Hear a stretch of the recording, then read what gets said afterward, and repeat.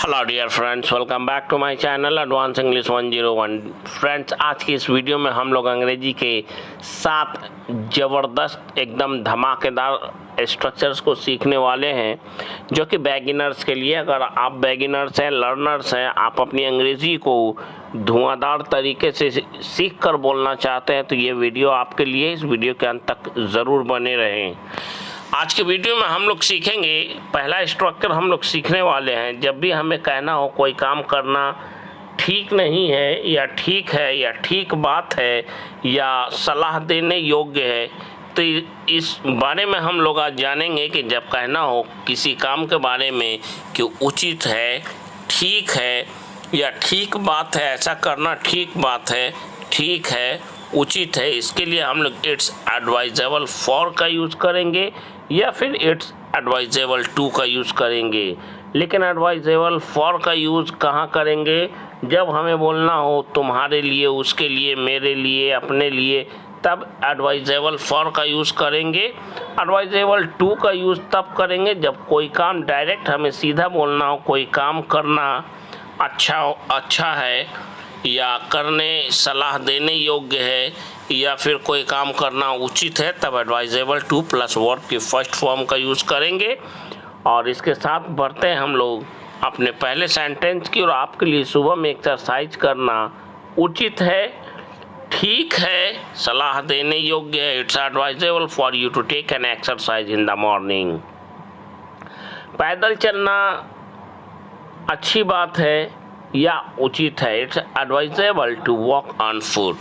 सुबह में पानी पीना अच्छा है या अच्छी बात है या उचित है। It's advisable to drink water in the morning. वहाँ जाना तुम्हारे लिए उचित है। It's advisable for you to go there. यहाँ पे फॉर का यूज़ हुआ है क्योंकि तुम्हारे लिए है, तो फॉर यू, मेरे लिए, फॉर मी। उससे मिलना उचित है या अच्छा है। It's advisable to meet him. उसके पास अकेले जाना उचित है या अच्छा है। It's advisable to go to him alone. यह उचित है या यह अच्छा है, यह सलाह देने योग्य है कि वे लोग इस मैदान में हम लोगों के साथ क्रिकेट खेलें। It's advisable for them to play cricket with us in the field, या in the playground, या in this playground, in that playground, according to need you can use। English speaking सीखना उचित है। It's advisable to learn English speaking। तुम्हारे लिए सुबह सवेरे उठना उचित है या ठीक है या अच्छा है या अच्छी बात है। It's advisable for you to get up early morning। Let us move on to our next sentence, and our next structure is whenever we have to speak in English these Hindi sentences। शराब पीना उचित नहीं है या शराब पीना ठीक नहीं है। किसी को गाली देना ठीक नहीं है या ठीक बात नहीं है, या अच्छा नहीं है या अच्छी बात नहीं है। गंदा टिप्पणी करना अच्छा नहीं है, अच्छी बात नहीं है, ठीक नहीं है, ठीक बात नहीं है।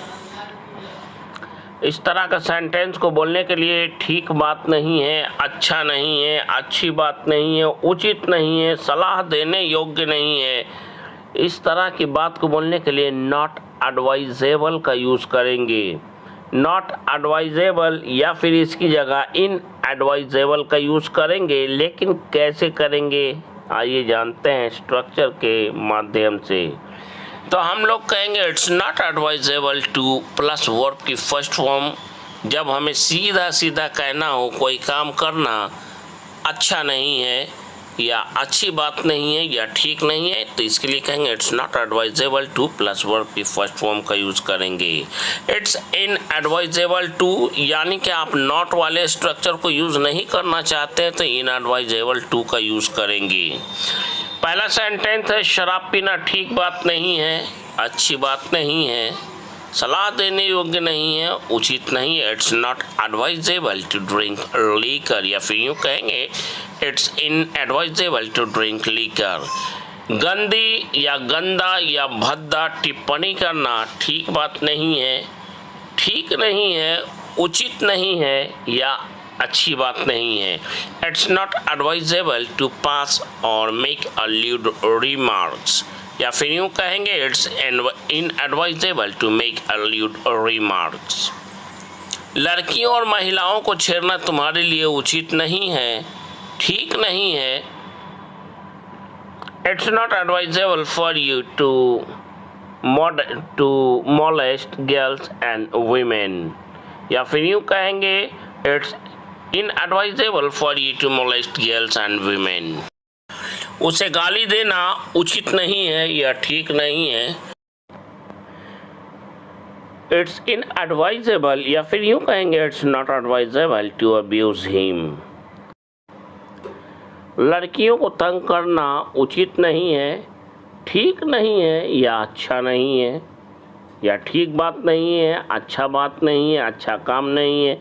आप अपने सेंस के अनुसार इसे बोल सकते हैं। It's not advisable to pester girls again and again. बार बार लड़कियों को तंग करना अच्छा नहीं है।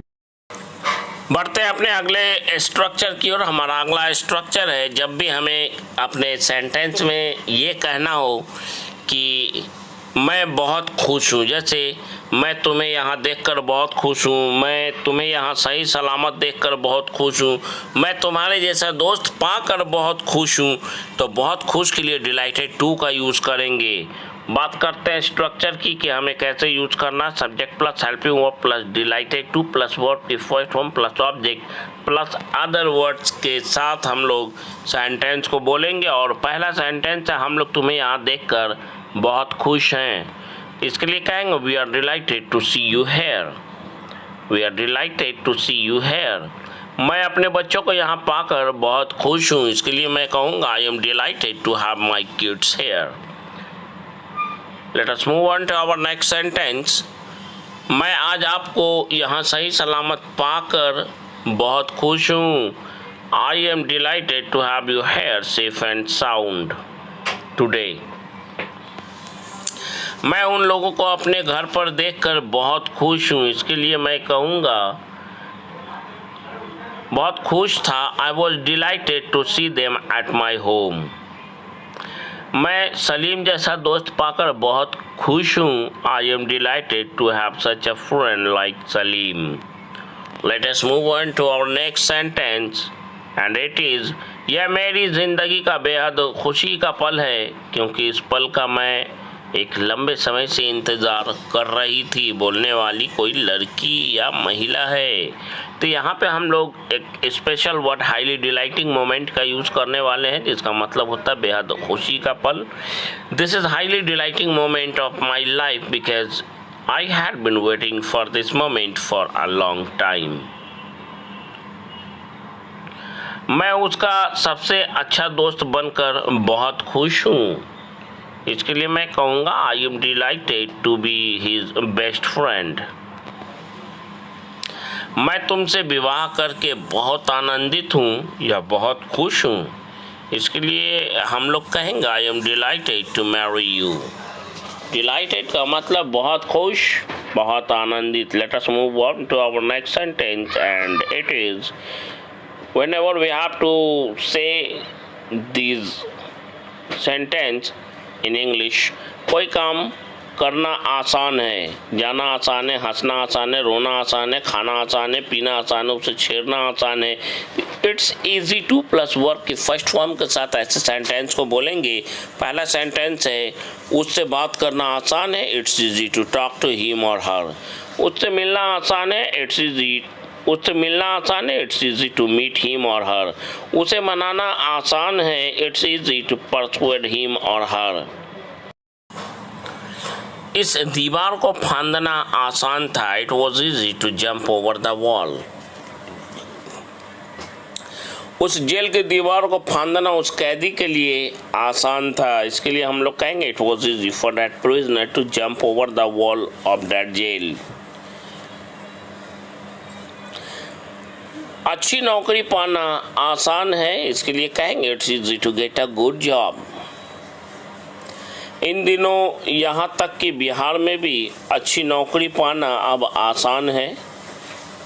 It's easy to get a good job even in Bihar these days now. Let us move on to our next sentence. Next structure. जब भी कहना हो कोई काम करना मुश्किल है, इसके लिए हम लोग इट इज़ प्रेजेंट के लिए, इट वॉज पास्ट के लिए, उसके बाद डिफ़िकल्ट टू प्लस वर्ब के फर्स्ट फॉर्म के साथ अपने सेंटेंस को बोलेंगे। पहला सेंटेंस, जाना आसान है। जाना आसान है, it is difficult to go. इस काम को करना मुश्किल है, it is difficult to do this work. It is difficult to do this work. उससे बात करना मुश्किल है, it is difficult to talk to him या टॉक टू हर। इस भार को उठाना मुश्किल है, it's difficult to lift this weight. उसे मनाना आसान नहीं है, बल्कि उसे मनाना बहुत मुश्किल है, it's not easy to persuade him, on the contrary it's difficult to persuade him. दोनों स्ट्रक्चर को एक ही सेंटेंस में ऐड कर दिया गया। उसे डिनर पर अपने साथ ले जाना मुश्किल है, it's difficult to take her for the dinner with me. Next हमारा स्ट्रक्चर होगा, जब भी हमें अपने सेंटेंस में कहना है भरोसा है कि हम लोग मैच जीत जाएंगे, भरोसा है कि मैं आपका यह काम कल तक कर दूंगा। इस तरह के सेंटेंस को बोलने के लिए हम लोग कॉन्फिडेंट ऑफ का यूज़ करेंगे, लेकिन इसके स्ट्रक्चर को समझ लेते हैं। सब्जेक्ट, उसके बाद हेल्पिंग वर्ब यानी प्रेजेंट की बात को बोलना है तो इज आर एम, पास्ट के लिए वॉज वर्ब का यूज़ करेंगे, उसके बाद कॉन्फिडेंट ऑफ, उसके बाद वर्ब की ING फॉर्म का यूज़ करेंगे। मुझे भरोसा है कि मैं आपकी उम्मीदों पर खरा उतरूंगा, इसके लिए कहेंगे I am confident of living up to your expectations. उसे भरोसा था कि वह एक दिन सफलता पा लेगा, इसके लिए हम लोग कहेंगे he was confident of getting success one day. बढ़ते अपने अगले सेंटेंस की ओर। उसे भरोसा है आने वाले दिनों में वह धारा प्रवाह अंग्रेजी बोलेगा। He is confident of speaking English fluently in the coming days. कितना बेहतरीन स्ट्रक्चर है ये। उसे भरोसा था वह इस मैच को जीत जाएगा। He was confident of winning this match. हमारा अगला सेंटेंस है, उन्हें भरोसा था, एक से अधिक लोगों की बात हो रही है। उन्हें भरोसा था वे लोग शाम तक लौट आएंगे। दे वर कॉन्फिडेंट ऑफ रिटर्निंग बाय या टिल द इवनिंग। नेक्स्ट हमारा स्ट्रक्चर है, जब भी हमें कहना हो कोई किसी काम को करने में या किसी इंसान में, किसी चीज़ में, किसी काम को करने में कोई रुचि नहीं, कोई दिलचस्पी नहीं, तो इसके लिए हम लोग कोई रुचि नहीं, कोई दिलचस्पी नहीं, इसके लिए नॉट इंटरेस्टेड इन का हम लोग यूज़ करेंगे। लेकिन कैसे यूज़ करना है ये स्ट्रक्चर देखते हैं। प्रेजेंट में बोलना है तो सब्जेक्ट के बाद इज आर एम का यूज़ करेंगे। पास्ट में बोलना है तो वॉज वर का यूज़ करेंगे। उसके बाद नॉट इंटरेस्टेड इन, इसके बाद आने वाला कोई चीज़ की बात कर रहे हैं यानी नाउन की, तो नाउन का यूज़ करेंगे। या फिर कोई काम है, किसी काम के होने की बात कर रहे हैं तो वर्ब के ING फॉर्म के साथ इसे यूज़ करेंगे। इसका दूसरा स्ट्रक्चर है सब्जेक्ट, उसके बाद सब्जेक्ट के अनुसार हैज़ हैव का यूज़ करेंगे। उसके बाद नो इंटरेस्ट इन, उसके बाद नाउन या वर्ब का यूज़ करेंगे। तीसरा है एकदम डायरेक्ट, इसे निगेटिव में बना दिया गया है, बहुत ही ये एडवांस स्ट्रक्चर है। सब्जेक्ट प्लस डोंट हैव या doesn't have according to subject, उसके बाद एनी इंटरेस्ट इन, उसके बाद नाउन या वर्ब का यूज़ करेंगे। ये सबसे एडवांस स्ट्रक्चर है डोंट हैव डजंट हैव वाला। मुझे तुम्हारी मनगढ़ंत कहानियों में कोई दिलचस्पी नहीं है। I have no interest in your fictitious stories. या फिर यूँ कहेंगे I am not interested in your fictitious stories. या फिर हम लोग इसे सबसे एडवांस स्ट्रक्चर पर बोलेंगे आई don't have any interest in your fictitious stories. मुझे तुम्हारी बातों में कोई दिलचस्पी नहीं है। इसे तीनों स्ट्रक्चर पर हम लोग बोलेंगे I am no interest in your words. दूसरा हम लोग इस तरह से बोल सकते हैं I don't have any interest in your words, या फिर हम लोग यूँ कहेंगे I am not interested in your words.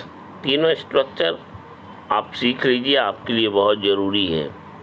उसे तुम्हारे साथ रहने में कोई दिलचस्पी नहीं है, कोई लगाव नहीं है, कोई रुचि नहीं है। He has no interest in living with you, या फिर यूँ कहेंगे he doesn't have any interest in living with you। मुझे पढ़ाई करने में कोई दिलचस्पी नहीं है। इस सेंटेंस को बोलने के लिए हम लोग कहेंगे I have no interest in studying, या फिर कहेंगे I don't have any interest in studying. उसे तुम्हारे साथ दोस्ती करने में कोई रुचि नहीं है, इसके लिए कहेंगे he has no interest in making friendship with you, या फिर यूँ कहेंगे doesn't have any interest in making friendship with